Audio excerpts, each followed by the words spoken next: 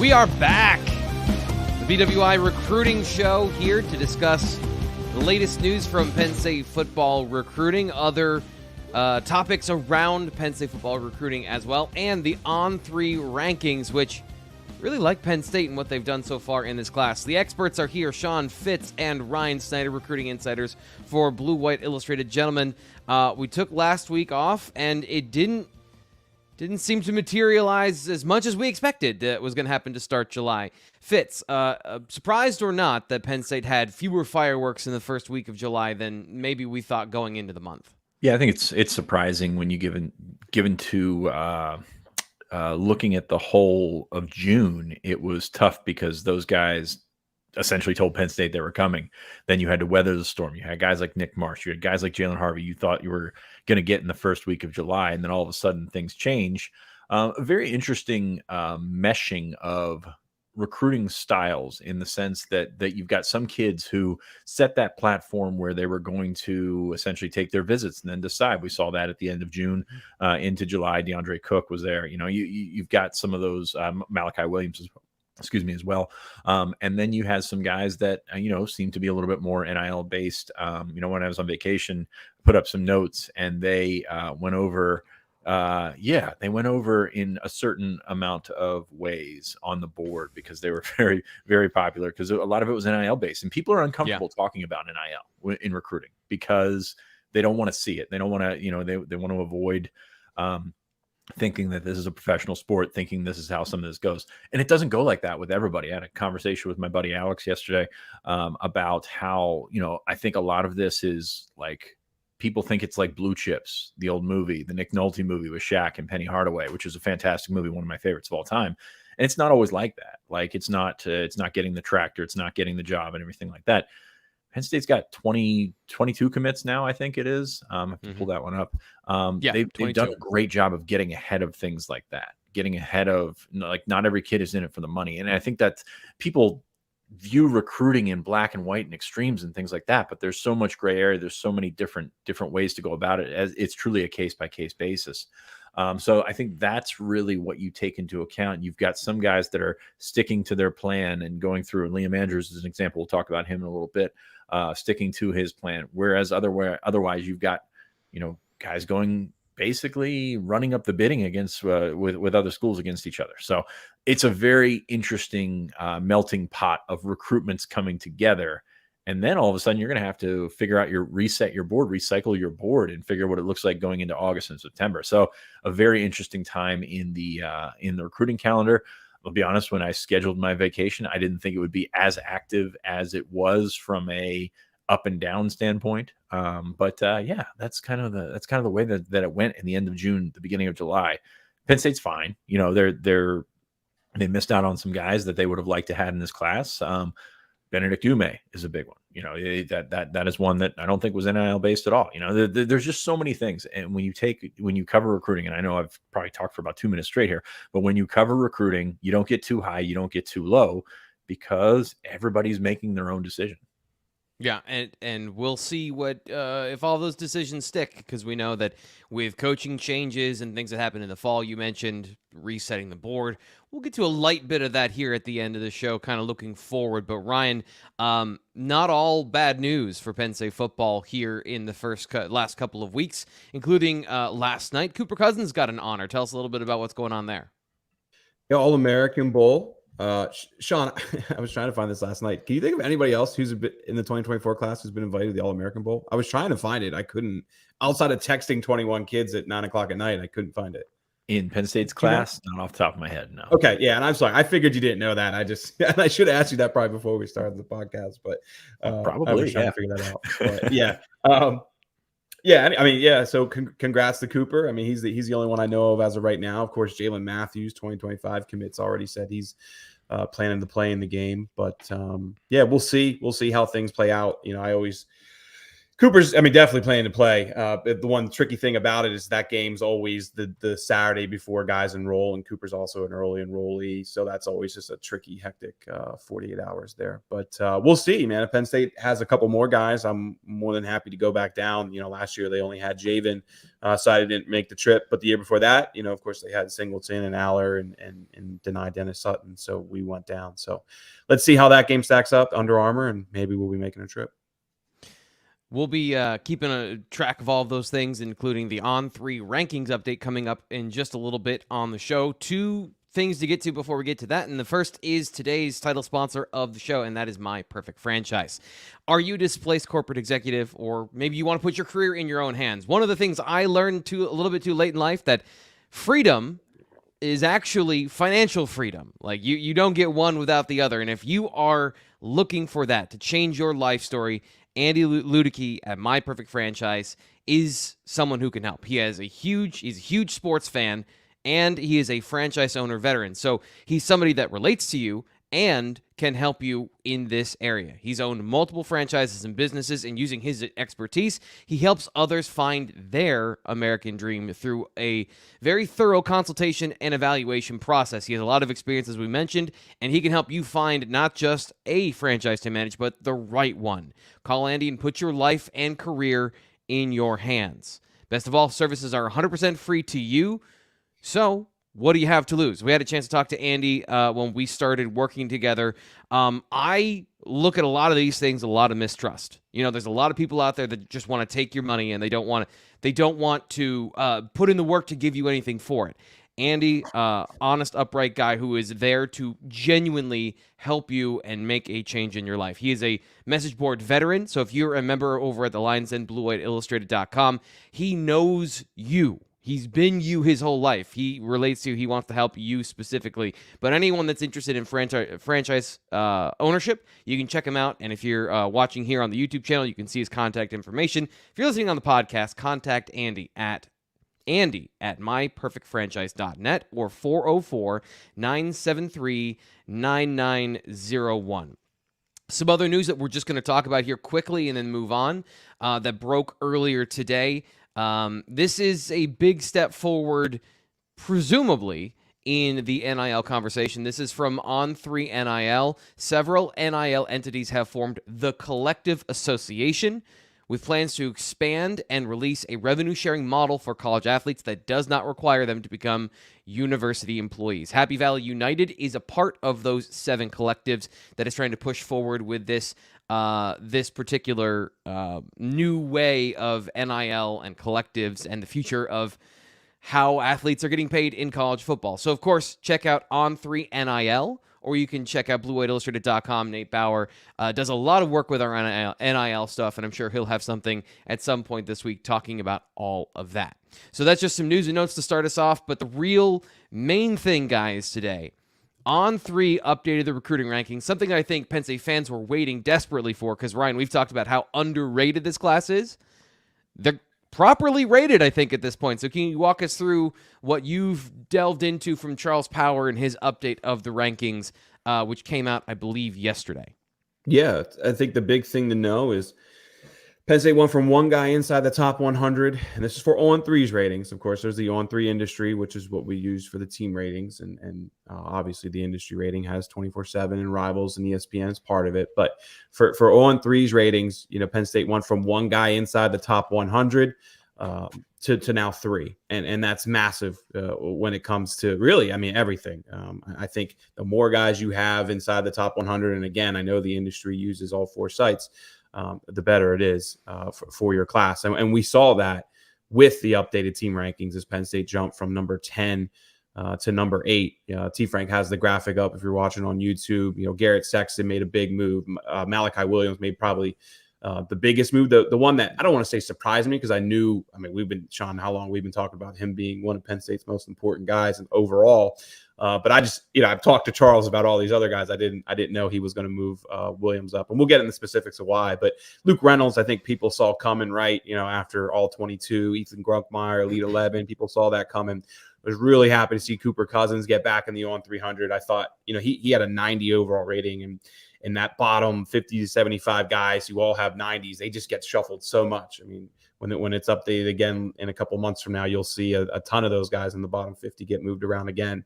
But Cooper's a guy that I think firmly should be in that On300, and it was good to see him up to 215 and a 91, which should really help him stay there. But Tyseer Denmark just dropped out. He's another 90 overall rating. Another guy who could pop back in when these get updated. But 6 guys overall moving up in the rating is really strong for Penn State. And like I said, having 3 guys in the top 100, those top 100 guys, 5 stars are incredibly important, but having those top 100 guys, those are the Georgia classes, the Alabama classes, the Ohio State classes. That's why they're consistently top 5 classes.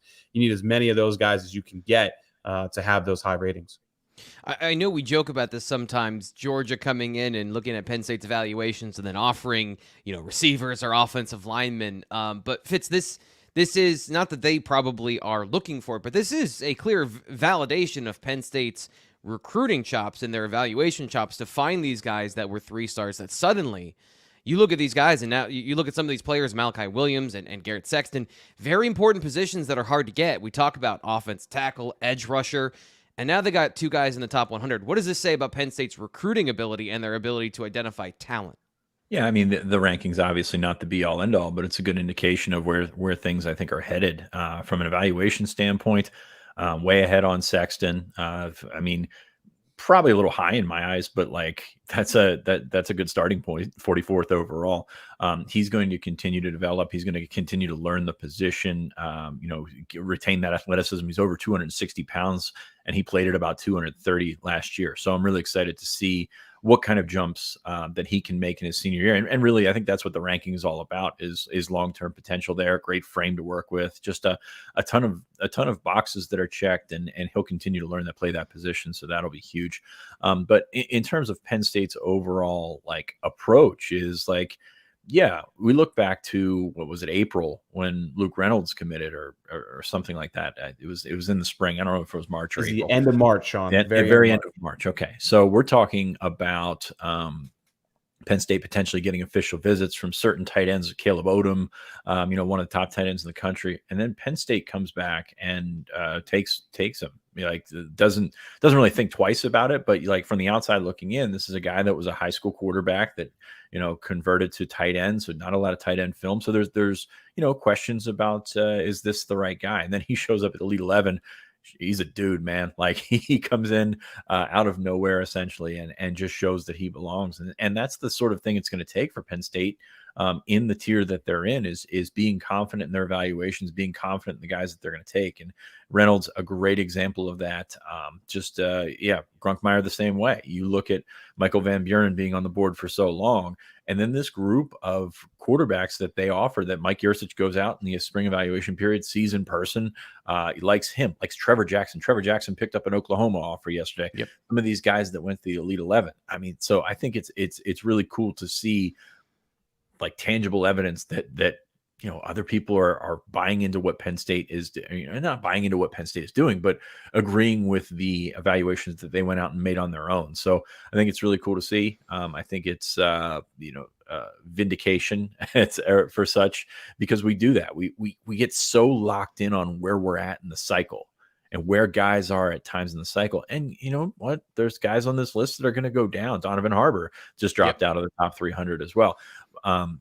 We just get so locked into where we're at, and evaluations are an ongoing thing. They happen the entire cycle. You're going to get to November and you're going to think, well, this guy is what we thought he was, better than what we thought he was, worse than we thought he was. That's an evolving evaluation. And I think that's what Penn State's been really good at, is evolving their evaluations. And you're not going to hit on everybody. This is a 60% business. If you hit 60% of these guys, you're in pretty good shape. And Penn State has done a good job of finding guys that are on the ascent. Yeah, I think that's a great way to put that, on the ascent with this particular class. And a guy like Garrett Sexton, circling back to him, in that dramatic rise. Ryan, you talked to Charles Power about him specifically. We'll get to Malachi Williams in just a second. But with Sexton, What is it he likes so much about him? I know because, we have the same evaluation in Blue Whale Illustrated. Love his film, love what he's able to do. But Charles Power kind of put a fine point on it when you talk to him. What were some of the things that he took away of what makes Sexton so high in the On3 rankings? Well, what he's trying to do, right, is find the high school players who have the best potential to be NFL players one day, right? Like, what do we do after the NFL draft? We pull up. I mean, over previous years, we pull up 24/7 and Rivals. Obviously, On3 is just getting started with theirs now over the last 2 years, but we pull them up and we compare them. How many of the 5 stars actually got drafted and all those things. And that's what he's mainly trying to do here is figure out who has draft potential. And I think that's the big thing with Garrett Sexton, at his size and his speed. And, he's up to 275 now. And I think Charles really liked that, at 230 pounds now, he played incredibly physical. Yes. And a lot of other things that he liked. And now he's still extremely inexperienced. Like, he only has 1 year of that. So add a few more years of progression and learning, and obviously, getting to Penn State then and working with Phil Troutwine. And oh, by the way, he's up to, I texted him the other day, Sean, he's up to 275 now, and still growing. So I think that's just the main thing. Arrow's absolutely pointing up, and it will continue to point up. But I understand too what Sean's saying though too is having him rated above like a Liam Andrews, who's a little bit more just when it comes to mechanics and things like that, obviously more polished like that. Yeah, I see why fans get confused with that too, and I'm getting a little off topic here, but like that's why Quentin Martin is rated a little lower in Charles's eyes, because he's looking at, well, running backs just aren't as valued. And then I have 3 or 4. I think there's only 4 running backs in the top 90 in the entire nation. And of course, Quentin's, right outside of that at 109, I believe it is now. So, with Sexton, man, it's just 6'7". He's how you draw them up in the NFL. Massive length. Right. You look at all those skills, and then you have the incredible length and athleticism. That's a prototype left tackle. So the projection versus a guy like Liam Andrews, who's a little bit bigger, a little more physical, totally makes sense if you look at it through the way Charles is looking at these things. The next thing I want to ask you guys, Fitz, any guys that you think, this is maybe a greedy question for Penn State fans, any guys that you think are still underrated in the recruiting class through the evaluations? I'm going to throw out there for honorable mention to start Peter Gonzalez. I think he's still a little bit underrated. Couldn't do as much because of the knee injury last year. I think, especially this fall, we're going to see more accurately what he is as an athlete on the football field. But is there anybody that you would identify as could potentially move up with a strong senior season, or somebody that you think is a better version of what they're going to be in the future than the rankings indicate now? And it's worth noting, Peter Gonzalez did move up a little bit. I think we had him in 84. Now we have him in an 88. So that's a nice little jump in the 3-star realm. So like there are guys that have moved. I'm going to go back to Antoine Belgrave Shorter. This is a guy that I think can be really good. I'm curious in terms of documented times, things like that. But this is a guy that people really think is good. Like I know John Mitchell, his teammate, is ranked higher, but those guys I think are pretty decently close in my eyes. So he's a guy that I go to. I will say Quentin Martin, like this is a really interesting experience in my head, because I was down on Quentin Martin because I wasn't sure what he was. I saw him in camp. I'm still not sure what he is. Like right. Running back, receiver / Deebo Samuel, whatever. Like he does so many things well.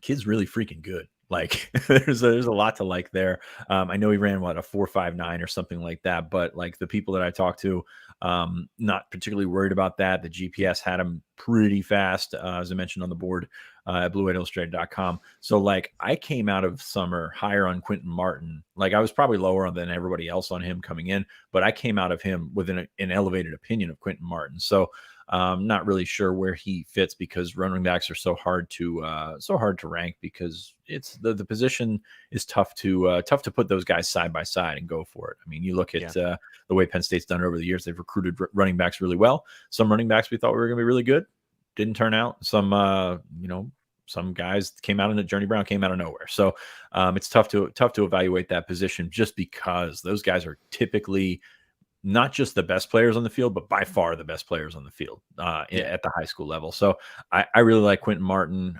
Just going down through this list, I know Xavier Gilliam's a guy that we don't talk about a lot, that program feedback has been that they like him better than we like him. That doesn't necessarily mean he's going to move, but that's one that's out there. And I will say, Malachi Williams in the top 100. Did not see that one coming. Like I'm very like I've been as high as on Malachi Williams as anybody, but to make that jump into the top 100 is certainly a journey for him. And these ratings were done before he committed to Penn State, so this is not a situation where somebody bumped him up for us. So I think it's Florida fans that, Sean. Sorry. Yeah, this is the exact opposite of Florida's reactions to the On3 updates with Jamonte Waller staying as a 3-star. Penn State fans super happy. Ryan, anybody really hot in Gainesville right now, by the way. Just we're gonna talk about that. He's handling it well. I also think I appreciate his resolution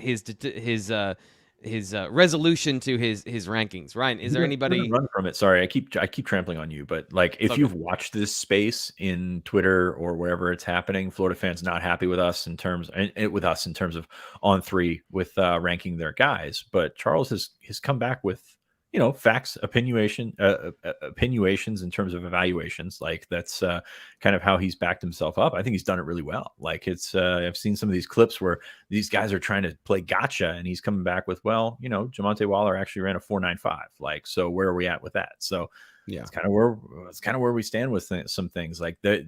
Not everybody's going to agree, and I think that's a great thing. That's a fantastic thing.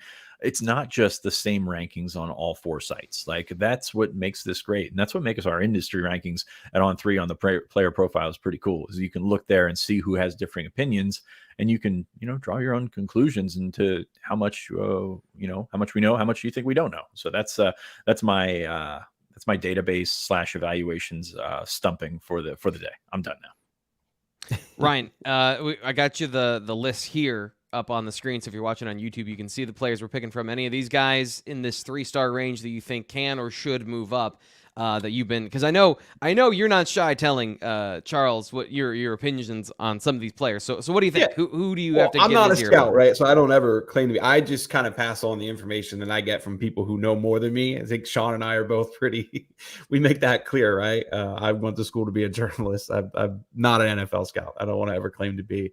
A couple things I would say. Antoine Belgrave-Shorter is without a doubt the guy. I think that if you could poll recruiting staffers and coaches, like he would be the one that they feel at 629 in the industry is very much still underrated. DeAndre Cook, I think, look, he's at 1,035 in the industry rating. Like, I'm pretty confident in saying that if you could be inside Lash and talk to those people and their evaluations, they would not have him that low at all. And that's we're always going to see that at the bottom, right? Charles, and he's got a couple of people around him who they're trying to evaluate 1,500 kids across the country. It's not going to be perfect. And then look, this isn't just, again, I'm using the industry ratings for these specific numbers because obviously we rate the top 300 and then everything else is kind of, just an algorithm after that, basically with the industry. But I just looking at the bottom, Peter Gonzalez, talking to Charles. He's a guy that let's watch the season and then we'll determine whether he should be an 89 or get a 4-star or something like that. I think Cook and Gilliam are pretty well documented. Penn State are they finished products? No, but are they guys that they can mold in 2 years and potentially get on the field as upperclassmen? They firmly believe that. I've talked about Specca multiple times. Like, look, I think Specca being a high 3-star is fair. Right now, we also have Specca as the 15th rated player in Pennsylvania. I don't agree with that. I think he's top 10, 8, 9, 10. I think he should be somewhere in that ballpark. 15 in my eye. Again, 24/7 has Specca at number 4. Like there's a big gap there between the Pennsylvania ratings with him. So a couple guys that just stand out. I think the top guys are pretty clear. One thing I'll say about Malachi Williams is from talking to Charles, he made it very clear that this is a down year, very down year for edges. And that's not to rip on Malachi or anything. In previous years, he feels like Williams would be a top 300 guy, but probably not top 100. He'd probably be a bit lower, in that 150, 200 kind of range. And that's just kind of the year it is for edge. So, when he looks at the size, the frame, and the production, and you stack it up nationally right now, he's absolutely one of the best edge rushers in this class. So I think that's a big part of the Williams discussion, and one that I wasn't really aware of until I caught up with Charles earlier this week. But Williams has some great film, man. I think the big thing with him is, we have him at 6'3", 210, but hey, he's also 16 years old. He's going to get to Penn State as a almost 18. I don't think he'll be 18 when he gets there. He's going to graduate as a 17-year-old too. So there's plenty of room to grow and fill out his frame. I mean, he's absolutely going to be playing it, I don't know, 240-ish, 250-ish minimum, and then, probably even a little bit bigger down the road. And one thing I will also say is his coach, Jack Muldoon, who I caught up with this week, he says that Malachi's closer to 225 right now. That the heights that we have are from camps. And of course he plays, or excuse me, I said heights, I meant weights. Those are from camps, which obviously are in springtime, and he plays basketball every year. So he says, he loses, 10, 15 pounds kind of regularly during basketball season and after football, of course, and stacks it all back up here over the last couple of months. So he might be closer to 225. I don't know. We'll get some verified numbers on him in the months ahead. But Williams has a lot to do with the overall edge class and where he rates now. Want to dip into the chat. We got a couple of people here that want to get involved in the conversation. Steven is back as always. He says, you guys consistently pump out the best content. Thank you, Steven. Appreciate that. Our guy Mike is back. Hopefully he's not texting from his Tesla today. He says, seriously, a junkie for this pod. Wish it was 4 hours a day, 7 days a week. Whew. Make sure you watch every man. We're working on it. By the way, we've got a great fall lineup that we're going to start rolling out here in a little bit. Just to tell you some of the stuff, we're going to have a pregame show before every Penn State football game. More details on that coming in the near future, but we are going to have more live content, more interactive content on game day. So all kinds of fun stuff coming up for the fall. Super excited. We're diving into some of that stuff. So stay tuned. This is from Beach Wine Guy. He wants to ask a quick question here. I don't know if we directly discussed this, but why did Martin drop? Seems like a major dude. He didn't drop. Well, he didn't drop. He dropped 4 spots. Okay. I mean, he was 105. He's 109. 4 players moved up. I mean, to me, he didn't drop. He's still the same as we're rating him as he's listed as an athlete. He's being rated as a running back, though, right? I mean, really, we need to just change him to a running back. We haven't changed his profile, but we probably should. Again, he was 104. I'm looking at it right now. Yeah, he dropped 4 spots. He was 105 and now he's 109. So we got to talk the verbiage here. Like it's not a drop. Like there are guys that move around. Like if he dropped 40 spots, 50 spots, okay, that's a drop. That's a drop. Yeah. Move 4 spots, guys move around. Like there's a lot of ongoing action in these things. We have to distinguish what is a drop and what is not. That's not a drop. Like to me, it's always like 25. It's like 2 dozen, like you drop more than 25, 30. And actually, let me clarify that. If you're in the top 100 and you drop 20, 30, like that's a drop. If you drop 20-ish and you're down towards the bottom, to me, that's kind of not a drop because so many guys, there's so much movement at the bottom of these lists every year. So that's just in my eyes. Sean, what are you, 40 or more? That's a drop. I mean, you're right. It does depend on where you're at in the On300 because we have guys that go from 260 to 290 and it's not much of a drop. Like it just depends how many guys are in front of because it's like a sliding scale. Like you're going to have fewer guys jump in front of you in the top 100. I mean, I'm not a math guy, but that's kind of how that thing goes out there. So that's not a drop. It's other guys moved ahead of them. That's holding steady at this point. Just because it's that time of year we're getting out, we're seeing coming off the spring camp season, coming off the 7-on-7 stuff, and you're seeing a lot of guys, and we're getting our guys out on the road and seeing a lot more guys as well. So I think that's where that comes into it. So I mean, save your drop for other guys that like Donovan Harbour dropped out. Tyseer Denmark dropped out. Those are the guys that actually dropped, Yeah. Yeah. One thing, T-Frank, real quick, I'll add just real quick for subscribers. Like I did a story yesterday, 5 reasons to be excited about Penn State's class.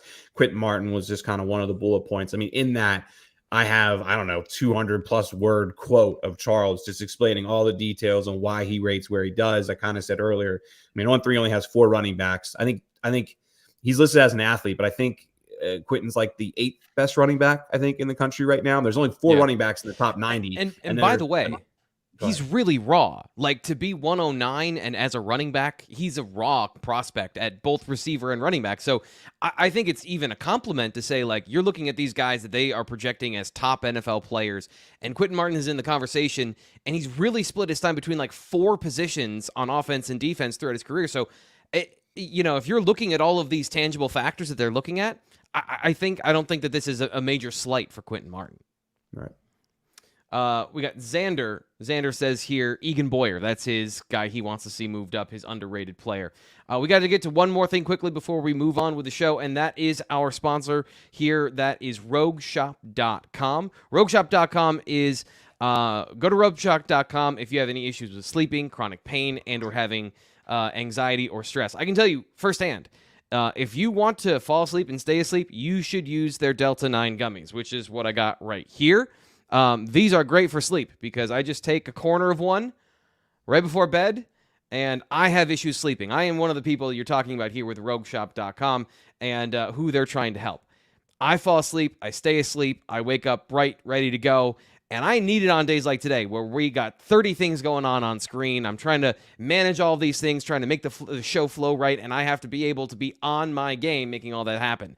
Rogueshop.com, not only are they a sponsor of a show, they are a driving force behind this not being a bad product. So they sell CBD, THC, edibles, tinctures, smokables, bath salts, pain creams, topicals, all kinds of great stuff. The best way to find out what they do, go to rogueshop.com. That's where you're going to find out all that stuff. And if you use the promo code BWI, you'll get 10% off at rogueshop.com. So if you're first time checking it out, use the promo code BWI to get 10% off. Tell them that T. Frank sent you, and you'll get some great interaction on the website. If you have any questions, they have 24/7 chat function. Customers can ask anything because you might be like me and be ignorant and be like, "What do I do with this? This is not new. This is not something I've known my whole life."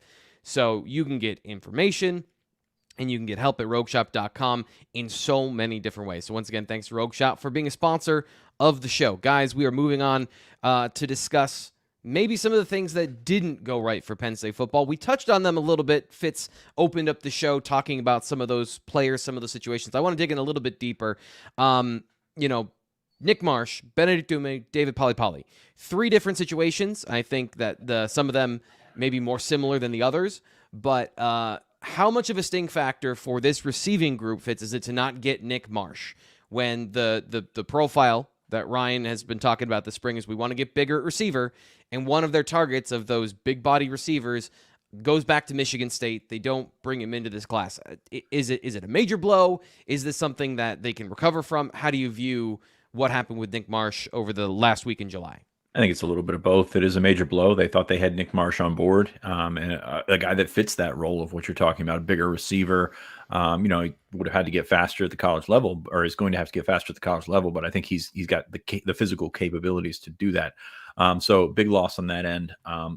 It's receiver. You can work through that and figure that stuff out. But that is a loss. And in terms of the scale that we're looking at here, not the biggest loss, I don't think in June or July, but still one that you thought you had on board. And I think that's the one that stings, is the guy that you thought you had across the line, and then all of a sudden it turns about and goes on its head, and not for the reasons that you want it to. It's not like you lost him because the Michigan State's academics were better. That's not how it works anymore. So I think it stings, but it should be one that they're able to work through. Ryan, what would you say? Fitz said that not the biggest loss of this particular period. What is the biggest loss in your opinion? Oh, Benedict Ume. Would you agree, Sean? I would. Yes. Yeah. I think Ume for sure, just because it's not NIL related. It all comes down to academics and look, leaving Penn State. I put in a pick, right? I mean, I thought Penn State I don't want to say had him, because we always knew academics were incredibly important. Obviously, Stanford is on a different level. Let's call that what it is. I really kind of just left that, though, with, the whole cross-country thing and knowing his family dynamics in Canada. Penn State's done so well with Canadian prospects. I mean, there was a lot there. I mean, Benedict, pretty much flat out said, Stanford really has to wow me or I'm coming to Penn State. And obviously Stanford wowed his family. And look, give a lot of credit to Stanford right now, because they are recruiting on a different level than anything we've really seen here, under their previous regime. So I'll be curious to see how he does there, and really the whole class they're putting together, because Stanford's actually recruiting on a pretty high level at the moment. But to me, it has to be Ume, just because it's not NIL related. We've seen NIL impact a Penn State with a few guys. For example, Polipali, I think, was one of those guys. Michigan and Penn State were the two schools for the longest time. I didn't really think USC was really in it much at all. They ask him to come for a visit. And, from what we understand, obviously they have tradition with, I believe he's Polynesian. I apologize if he's Samoan, but I think it's Polynesian players that plays a part in it. But the NIL and everything that they can offer from that perspective is on a different level from Michigan and both Penn State. And I think that had a big part of him going across the country too. And, we've talked a lot. Penn State's been off and on Poly at times, but make it very clear, Penn State wanted Poly at the end. I mean, that was a player they were absolutely pushing for. That wasn't, I know there was times where it felt like they cooled a bit, but that was a loss for Penn State. Now, Ume definitely higher on that list in my eyes, but all three of them are losses to some degree. But hey, it's also July 12th. We've got 6 more months to go. There's going to be plenty of coaching carousel moves, and I think Penn State will fill one of those gaps. I mean, I still feel best about receiver. Receiver is probably going to be a spot that they can circle back on. Quick question about that. Elijah Newby also going to USC. Penn State is ranked 4th in the Big Ten because USC is now part of the Big Ten. Is that an added layer of concern if you're Penn State, that not only are you losing at one point it would have been, if Notre Dame, USC swoops in and gets a guy that's blow, but it's not a direct rival. Does that factor into your equations at all now when you're evaluating these wins and losses with USC in the mix, Fitz? I don't think you can ignore it. I don't think of it that way, yet, because USC's not here. But I mean, it's certainly there. Elijah Newby stung. That was, if you look back at June, that was one of the bigger losses. And, because it happened so early in the month before he actually got to take other visits, we probably there were so many other things going on that we didn't pay attention to it as much. But that one stings. That was one that Penn State thought that they could win.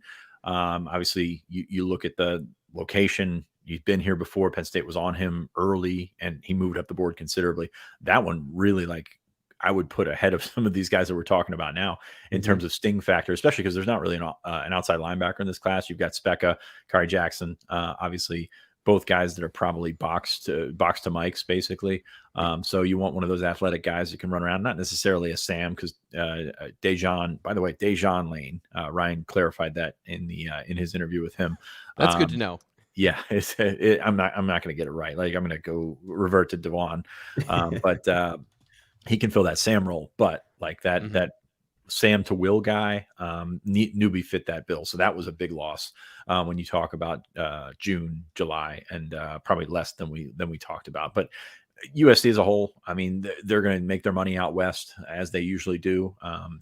That's kind of how you have to set it, even though you're going to the Big Ten. Maybe it opens some doors up for you, but they've recruited the East Coast before. I mean, it's nothing new in that situation.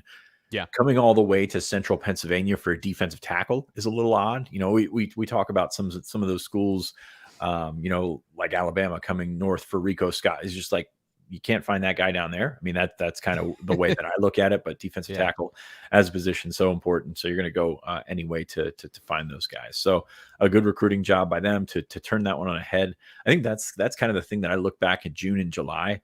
There were so many recruitments that just flipped, just right away. Case by case basis, we're going to go back to that. Amaris Williams committing to Florida. Penn State thought they were in a good spot, but they knew they had to weather that Florida storm. They didn't. That's kind of what happens sometimes. So there were so many twists and turns, and Jalen Harvey is kind of a roller coaster, whereas these guys, Poly was, we thought, going to Penn State. Ume, we thought, was going to Penn State. Now, different situations there, as Ryan laid out. Marsh, we thought, was going to Penn State. So when these things turn quickly, that's when it gets crazy, and that's kind of how late June into July has gone for Penn State. But they've still rebounded. They've done some nice things, and they still have a really good class, which we can't forget.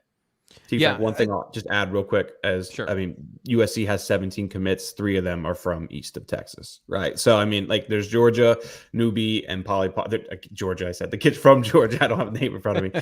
Poly, and Newby. So, I mean, they're still primarily recruiting out west. US, like Sean said, they come out here, they'll pluck a couple players. But I think, as far as them moving to the Big Ten, that's a question we could really answer better in 2027, right? So let's see how they stack classes. Let's see how obviously Lincoln Riley does there, and we'll get a better feel for how the Big Ten move impacts them as far as recruiting out east. One question here that I know we've talked about in terms of specific positions, but overall, I want to get your feeling on what Ryan is asking here, because I feel like if you sometimes I feel like people don't consider Florida the South. Like Florida is its own thing. But he says, sorry, that's the wrong one. He's been very active in the chat. Love Ryan in the chat. He says, overall, can Penn State make a serious inroads in the I'm assuming the South, for recruits? Almost impossible to championship level program with the majority recruiting in and around Pennsylvania. What do you think of Southern recruiting for Penn State? I feel like they've done very well in Florida, but and gotten select players from Alabama, Mississippi, areas like that, or at least they've had a good shot at some of those guys. How do you guys feel about the Southern recruiting and what Ryan is saying here in the chat? Do you want me to go? I'll go. Hey, I mean, flat out, I think Atlanta is their biggest weakness. Atlanta is loaded. Atlanta is the most stacked region down there. And look, obviously you have the Grant Haleys, you have a couple of guys years ago. But Sean, when's the last time they landed a guy from that area? They had non-punter category. Yeah. What's that? Oh, no. I mean, they had Holden States committed, at one point, right? Yep. But I just think like that. I mean, they'll find couple guys in Alabama, the Dakari Nelsons, Mississippi, they've never really had much traction in. Louisiana, they're not going to ever have much traction in. They'll pluck a couple guys from Alabama and the Carolinas, I guess. But, Atlanta is just a massive hotbed of talent. We joke all the time with some people there. You just walk down the street in Atlanta, you'll run into a top 100 player. I mean, there's just so many guys in that area, and that's just not an area that Penn State's had a lot of traction in here in recent years. So to me, that's probably the biggest weakness there. But you got Georgia. I mean, they're going to pluck the vast majority of the guys there when they're the program that they are. You got Alabama, 150 miles away. You got Auburn, 70 miles away. I mean, there's just those guys grow up SEC, man, and it's going to be really hard to get the elite guys there. It's really, you got to find those gems, as Penn State does a good job with. But then even when you find those gems, you got to keep a hold of them. And then we're talking about NIL and all these other things where there's a big difference between the Southern schools and the Northern schools. So I just think they got 3, 4, 5 things that are kind of stacked against them in that area. A guy like Cameron Wallace is what you're talking about in terms of a player from the South they bring up as maybe an underrated guy. Yeah.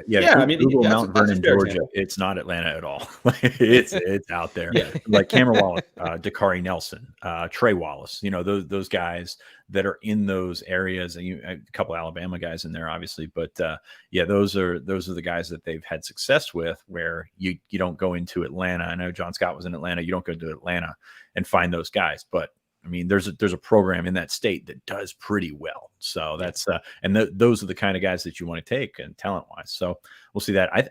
I kind of feel that way about the Carolinas. Like, I know that they've had some success in the Carolinas, but they probably should have more, if that makes sense. It's on the fringe. We do that area, that 6-hour radius. It's outside of there. But still, like, the Penn State has had success in the Carolinas in the past. And I think that they could, that's probably a spot where they could do a little bit more. Ty Howell's made some inroads there. Of course, he's from down there. I think that's probably where I'm looking.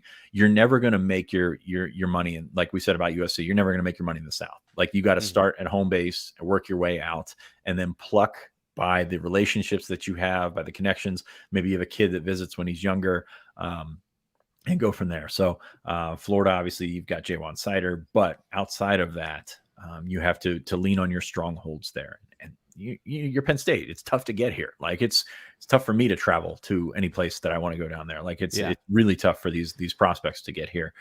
So that's what you have to remember. We talk about that sometimes. That ride home from the official visit is very important. Like, it's the visit's over, but the visit's not over, because you have to get home. And with State College, that means flying to one of the New York airports now, flying to Chicago, and then getting home. So that's Philly, something like that. So that is something that you have to take into account when you've got these Southern guys. And then on top of that, you got to sign the papers, and then you got to get your family here for multiple games a year. That's a long drive. Not everybody's Dakari Nelson making that 13.5-hour drive or whatever he did to come up for a Rutgers game, which, God bless him, man. With a baby. With a baby. But like, again, like, and we always, no one wants to talk about NIL guys, but like, I mean, I know I brought it up, but like, the Southern schools and the Northern schools, there is a massive, massive difference in the amount of money that some of these schools are offering. I mean, I'll say this. I know Auburn offered one of Penn State's top players. He did not end up here. $300,000 to be there as a freshman. Okay. I mean, that's a lot of money. All right. So, there's other examples of guys getting less than that, but it's a big difference between that and what we're seeing up here as far as what guys are getting as a freshman. Is there, just quickly here, because I want to move on and kind of look forward, is it kind of like closing the deal for Penn State? Because, again, we've talked about they're going to still rely on everything else that's made this program successful over the last decade. But we look at some of you said a lot of these turned on a dime. And just Benedict Dume aside, is that bridging the gap? Like, that's the NIL thing, to bridge the gap and get things over the line, knowing that they don't have to be the highest bidder. They just have to be in the competition. Is that a fair way to frame that, Ryan? Ahead, Sean. Oh, I missed the Fitz, first part. either of you guys. Take it. I missed the first part. I didn't really follow it. Yeah, no, I mean, it's are they close enough to close the gap? Like, obviously, with a couple of these guys in July, the recruiting, as you said, turned quickly there at the end. What's the gap here between being in the conversation with the NIL and letting all the other things take over of, I really like Penn State, I want to go to Penn State, I want to, but I can't turn down this money. I guess that's the ongoing question is, are they inching closer to being in that conversation from an NIL perspective? It depends on the figures involved, and we're not going to get those figures. Just, I know people asked in the chat if you can compare them. No, we can't, because we don't know the actual figures. But things are floated along here, and it depends on how Penn State values the player. Like, are they going to pay what West Virginia paid Rodney Gallagher for a slot receiver, for a 5'10" slot receiver? Probably not. Like that's where you have to make those determinations as a program, as a coaching staff, in terms of what is the most value.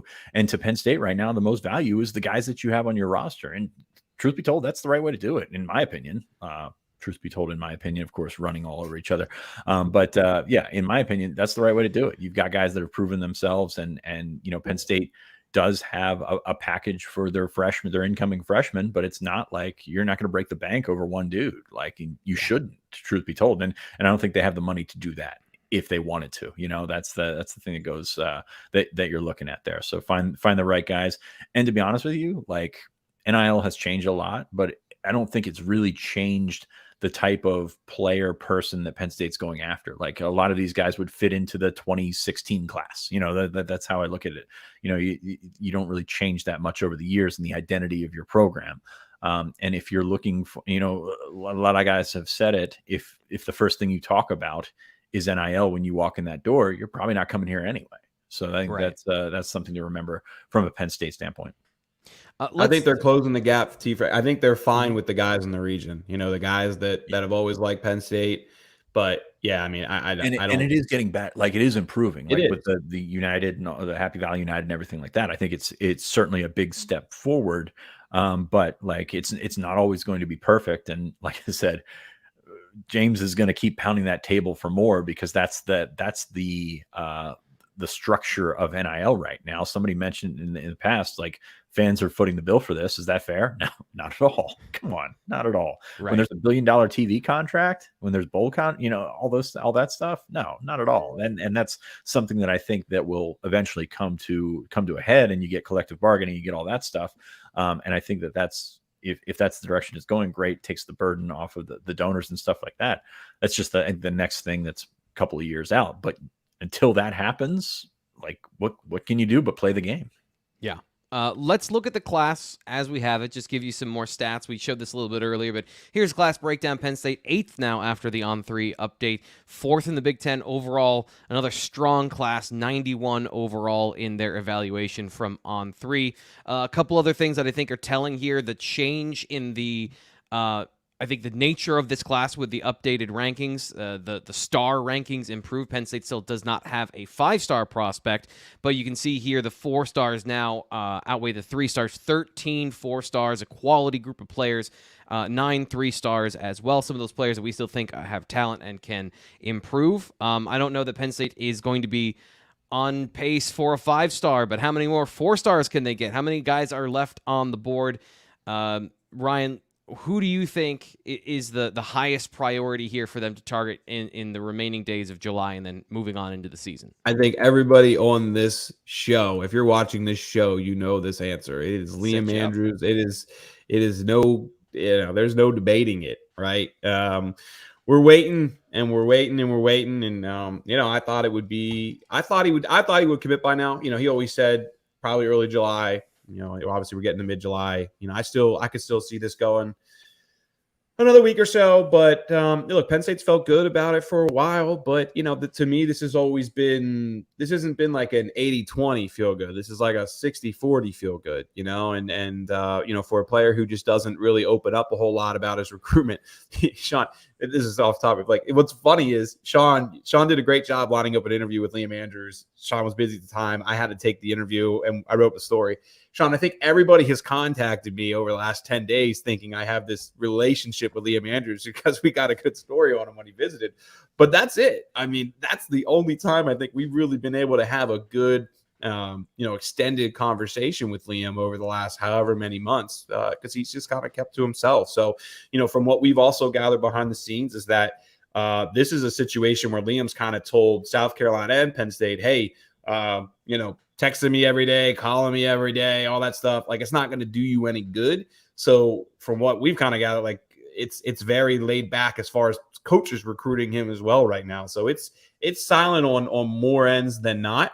But again, obviously there's momentum for Penn State in different ways. And, we've felt that Penn State has the upper edge, but man, I don't feel confident in anything at the moment. And, Sean, I'll throw it to you, but I don't know what your thoughts are. You're gonna go with I don't feel confident in anything in the moment. I'm gonna throw it to you. So I appreciate that. I still like Penn State here. I know Doan put in his pick earlier this week. Got a ton of respect for Brian. He just does things the right way. He's awesome. I think Penn State is in a good spot. I don't think it's over yet. And like we said, it's not over, especially in this day and age. It's not over until you commit, and then it's not over until you sign. So I still like Penn State here. They've done a great job of flipping that recruitment in the sense that coming out of the winter, like he came and visited, I believe for the Michigan State game at the end of the year. And things were good. And he just decided he wanted to be a defensive lineman. And that sort of shifted some things there. He went on some visits. I think he was trending away from Penn State. And by trending away from Penn State, I think he was like considering them, but like very fringe considering them. Then he went out and visited some schools, and kind of the flip of what we've seen with a guy like Will Satterwhite, decided that Penn State was better than he thought it was in the first time around. So he was back high on them, came for the spring game, felt the love. Deion Barnes got involved with this, and Phil Troutwine's been on it from the start as an offensive lineman, but Deion Barnes got involved in this one. That whole staff is recruiting him for the most part. They know how important Liam Andrews is to this class. You asked me the question earlier about Nick Marsh in terms of like how big of a loss is this and could they recover? Yes, they can do that with Nick Marsh. Liam Andrews, man, I don't know that that's the same answer. Like this is a kid that can take this class, in my opinion. And I know Ryan and I disagree with the Garrett section or whatever we talked about on the board. But this is a guy that can take the class to the next level. Like this, I think he's that good. Like I think he's a guy that can legitimately play on either side of the ball in college, potentially in the pros. I still think he's a better offensive lineman, but that's a conversation for another day. But this is a guy in that elite territory that can take Penn State's class up to another level. He would, and this is with respect to Quentin Martin. I think he'd be the best player in this class, in terms of talent, projection to the next level, applicable skills currently. I think he's better at his position and what he does on the football field. Would you agree with that? This would be Penn State's best player if he were to commit? I think if he was an offensive lineman, he would be. I don't know if I'd say that as a defensive lineman, personally. I think yes, I do. Another name that we haven't talked about in a while, it's come back, Brian Robinson, defensive end. Where do you guys stand, Ryan? Where do you stand with Brian Robinson in this kind of what's left of the defensive line board after all of the movement in the last couple of weeks? And also, what position is he? Looking at him like defensive end? Brian Robinson is interesting right now. For multiple reasons. I don't know if he's even going to be at the school after reading some things the last 24 hours. Look, it seems to be Penn State, Kentucky. Kentucky's been considered the favorite. I need to just get a better feel for, I think Penn State's pushing for him right now, but I just feel like for the most part, it's just like get Liam Andrews and then kind of go from there. Now, I guess, is Brian an edge? Is he a interior guy? Like, Sean, are they recruiting him as an edge? Because to me, he's an interior guy. Yeah, he is being recruited as an edge. I think Jalen Harvey's above him on the board. If you're splitting hairs, I mean, they're both top tier guys. I think they would take, but Robinson's still a defensive end at this point, kind of in that deny Dennis Sutton mold in terms of like body type. Like could be an interior guy eventually, but yeah, they're recruiting him as an edge. Yeah, little linear, big, physical. Yeah. I think Kentucky, but I don't. He's another guy. Just kind of. I mean, Brian's. What'd you say, Sean? Sorry. I think Kentucky as well. Yeah. Go ahead. Who are the other guys we're looking at? Just ending the show, kind of looking at the board.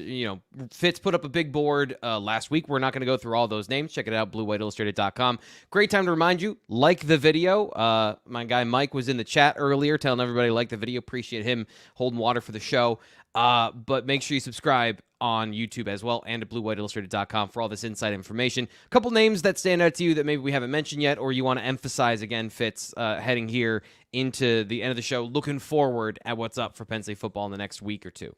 Good reminder to subscribe to bluewhiteillustrated.com. I see we got a lot of questions, a lot of like deeper than podcast questions along the side here. So subscribe. We'll talk about it on the site. Definitely. Jalen Harvey, I mentioned before. Yeah, we're not talking about this. T.A. Cunningham is an interesting one that's still out there, big body from down south. Just a really interesting recruitment there, just because he's been on the radar for so long, and then all of a sudden, I think he's fallen off a lot of teams' radars. Nigel Smith is one of the few that will bridge that gap and take it into the fall. If Penn State can get him back on campus, that would be big.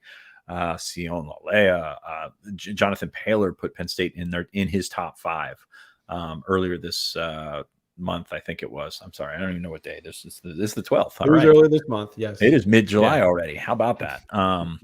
Yeah, Jonathan Paylor is an interesting one because I think everybody wrote him off to South Carolina. He's still very, very well probably will end up at South Carolina, but made a visit to Penn State. So there's some interesting ones there.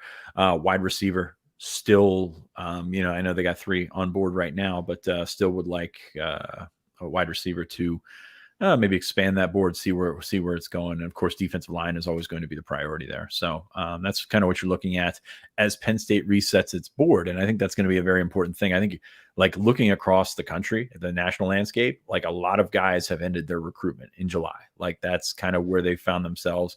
Now, that's going to open up. The jobs will open up. Job just opened up this week at Northwestern. So that's going to be something that those guys in the recruiting office will be scouting over the next couple of months, looking at commit lists, guys that are on shaky ground, and maybe trying to strike and fill gaps that way. They still got space. I know they have a lot of commits right now, but they still have space in what they're trying to go after.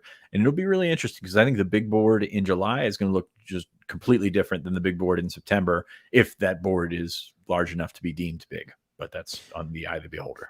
And don't forget Vega Ioane, Chimdiono, guys that joined Penn State late in the process, all the way into December and January in that second commitment period. So the story's not over until it's over. We still got plenty of time to go for Penn State football's class of 2024. Ryan, what about you? I know we just ran through a couple names. Anyone you want to highlight as we get out here in the show?